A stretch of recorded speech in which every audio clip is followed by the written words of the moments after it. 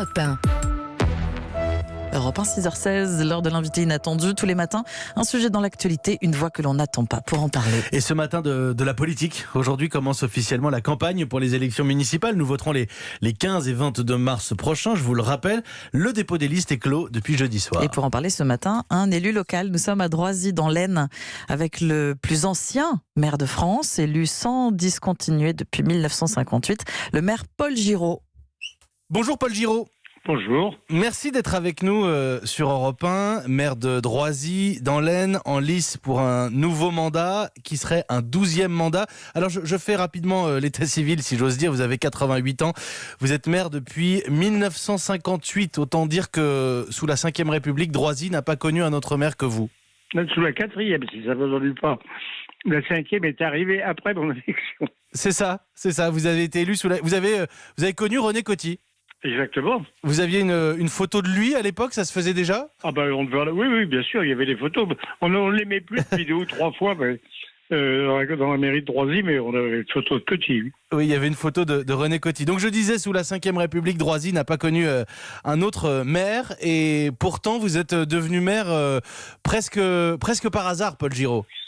Non, c'est pas vraiment par hasard, c'est parce que le poste de maire était devenu vacant et que presque par tradition, le gros cultivateur, entre guillemets, du village était élu maire, entre autres parce qu'il avait le temps, parce qu'il avait relation et parce qu'il avait une voiture. Ah, c'est la voiture qui a joué. Non, pas que ça, mais si vous voulez, c'était celui qui avait le plus de moyens d'avoir des relations extérieures. Alors, vous avez, je l'ai déjà dit, 88 ans, vous aviez 26 ans lors de votre première élection, 62 ans que vous êtes maire.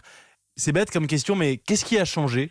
Il y a beaucoup de choses qui ont changé. D'abord parce que le village, autrefois, c'était un village qui vivait d'une certaine manière sur lui-même. Il y avait 3 exploitations agricoles. La plupart des maisons étaient occupées par des ouvriers des 3 fermes. Il y avait 2 artisans, 2 petits bistrots, et tout le village vivait sur lui-même d'une certaine manière. Maintenant, c'est plus du tout ça.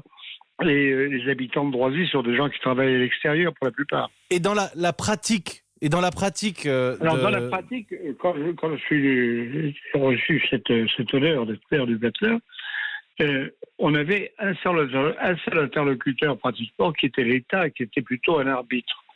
Maintenant, c'est très différent. On a un État qui s'est beaucoup compliqué, qui s'est beaucoup renforcé, et on a maintenant, dans les instances au-dessus de la commune, plutôt des concurrents à travers les communautés de communes, les conseils de pays, etc.